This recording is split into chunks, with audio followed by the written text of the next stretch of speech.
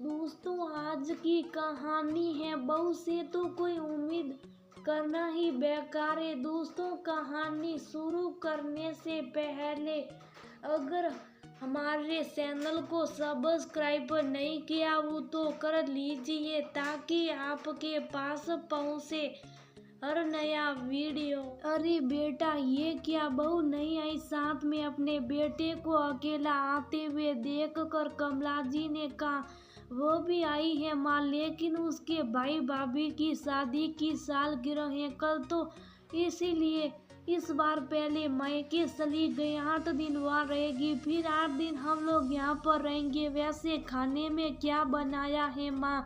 Bag रखते हुए शशि ने कहा, अरे बेटा, मैंने तो कुछ भी नहीं बनाया। मुझे लगा बहू आएगी तो वही अपनी पसंद का अपने हिसाब से कुछ बना लेगी, लेकिन उससे तो कोई उम्मीद करना ही बेकार है। खैर छोड़ो, मैं ही कुछ बना देती हूँ। अरे माँ, हमेशा तो वही आकर बनाती है ना, इस बार मायके चली गई तो क्या हो गया? चलो कोई बात नहीं, मैं बाहर से कुछ ऑर्डर कर लेता हूँ। पहले थोड़ा फ्रेश हो जाऊँ, या पहले ऑर्डर कर देता हूँ ताकि थोड़ी देर में आ जाए। बड़ी भूख लगी है। चल ठीक है, जल्दी से कुछ मंगवा दे, तेरे पापा भी इंतजार कर रहे खाने का। फिर मुझे बर्तन भी मांजने पड़ेंगे, ढेर लगा हुआ है सुबह से ढेर लगा हुआ। मतलब आपकी तबीयत ठीक है ना? हाँ, तबीयत तो ठीक है, बस मुझे लगा था कि बहू आ रही है तो वहीं आकर कर लेगी। इतना कहकर कमला जी ने किचन की तरफ रुक किया और सचिन वहीं खड़ा अपनी माँ के कहे हुए आखिरी शब्दों पर गौर कर रहा था कि बहू आएगी तो वहीं कर लेगी। क्या बहू केवल इसीलिए आएगी? सही करती है शालिनी कि जब भी वह अपने ससुराल जाती है तो थका देने वाला 10 घंटों के सफर के बाद भी उसे घर में प्रवेश करती पहले सबके लिए गर्मा गर्म खाना बनाना पड़ता और फिर सुबह से लेकर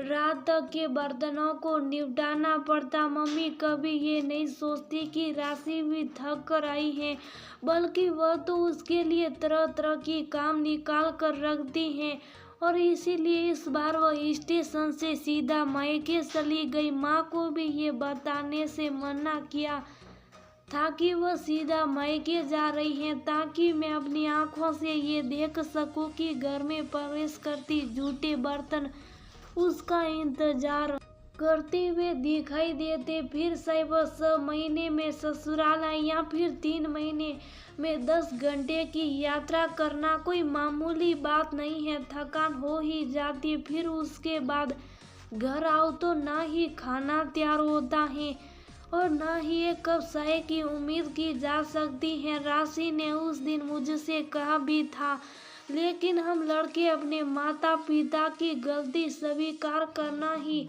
नहीं चाहते। शायद इसीलिए आज मुझे आईना दिखाने के लिए राशि ने अपने ना आने की मम्मी को नहीं बताई। अभी दिमाग में यही सब कुछ चल रहा था कि मम्मी ने आवाज दी, ले बेटा चाय तो पी ले, ना जाने तेरा ये ऑनलाइन वाला खाना कितनी देर में आएगा। चाय का कप पकड़ाते हुए माँ ने सचिन से कहा। तभी उसे याद आया कि मुझे तो माँ ने चाय का कप पकड़ा दिया, लेकिन जब हम दोनों पति पत्नी साथ आते तब तो माँ कभी भी चाय नहीं बनाती। अक्सर राशि फ्रेश होकर चाय भी बनाती हैं और खाना भी। उसके बाद कमरे की सदर बदलने से लेकर उसे रहने लायक बनाने की व्यवस्था भी वही करती है। लेकिन अब तो वो साथ नहीं आई है, तो क्या आज भी हमारा रूम इसी तरह गंदा होगा जैसे हमेशा होता? यही सोचकर वह चाय का कप लिए हुए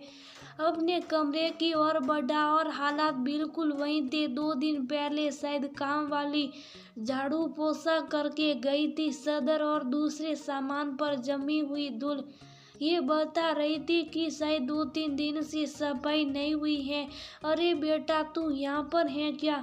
ये कमरा तो गंदा हुआ पड़ा है। ऐसा कर तू बाहर सोफे पर सो जाना। वैसे भी अकेला तो है तू, राशि आई होती तो वह थोड़ा सा साफ सफाई कर देती। कम से कम तू बेड पर सो तो पाता। अपनी माँ कमला जी के मुंह से एक बार फिर से ये बात सुनकर सचिन को गुस्सा आ गया, क्योंकि वैसे तो माँ अक्सर यही शिकायत करती थी कि राशि कुछ दिन के लिए ससुराल आती है लेकिन फिर भी कोई काम नहीं करती, जबकि वो सब कुछ करती थी। लेकिन आज जब वो नहीं आई तो माँ ने न जाने कितनी बार कह दिया कि अगर राशि होती तो ये काम करती, वो काम करती। लेकिन आखिर क्यों राशि से इतनी सारी उम्मीद लगाई गई? सफर से थक कर तो वह भी आती, फिर क्यों आती? उस पर जिम्मेदारियों का बोझ डाल दिया जाता और अंत में सुनने को यही मिलता है कि वह कोई काम नहीं करती। माँ एक बात बताओ, मैं जब से आया तब से तुम 10 बार ये बोझ चुकी हो कि राशि अगर आई होती तो ये काम कर देती, बहू आई होती तो वो काम कर देती। एक बात बताओ, जब मैं अकेला आता हूँ तब तो तुम मेरे आने से पहले सारे इंतजाम कर देती हो। खाना भी तैयार होता, कमरा भी साफ होता है, चाय भी मिलती। लेकिन अगर राशि साथ में आती है तो चाय और खाना दोनों ही नदारद होते। यहाँ तक कि सुबह से लेकर तुम बर्तन नहीं मांजती, पूरे दिन के बर्तन सिंक में पड़े होते जो आकर राशि मांजती। भला ये क्या बात हुई? उस पर हमारा रूम भी तुम काम वाली से साफ नहीं करवा कर रखती, क्यों?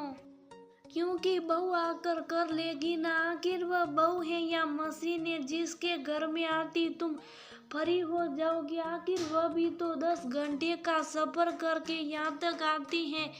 क्या उसे इतना भी हक नहीं है कि बस थोड़ा देर आराम कर सके, अपनी थकान उतार सके? जो आती तुम उस पर सारी जिम्मेदारी डाल देती हो और अंत में उसे यही सुनने को मिलता है कि आखिर तुमने किया ही क्या। जिस तरह सफर में मैं थक जाता हूँ उसी तरह वह भी थक कर आती है। हालांकि आज तक मैंने इस बात को कभी नहीं माना कि मेरी माँ ऐसा कर सकती है, क्योंकि मुझे लगा था कि जैसे वो मेरी माँ है उसी तरीके से वो राशि की माँ है, इसलिए वह उसके साथ कभी कुछ गलत नहीं करेगी। लेकिन अफसोस, आपकी गलती होने पर भी मैंने राशि को भी शुभ करवाया। हम लड़के होती ऐसे, लेकिन अब बस आज मेरी आंखें खुल गई, सब कुछ मुझे समझ में आ चुका। बस इसीलिए आज तुम्हारे सामने मुंह खोल रहा हूँ और अपनी पत्नी के पक्ष में बोल रहा हूँ। उसकी गलती ना होने पर भी तुम्हारी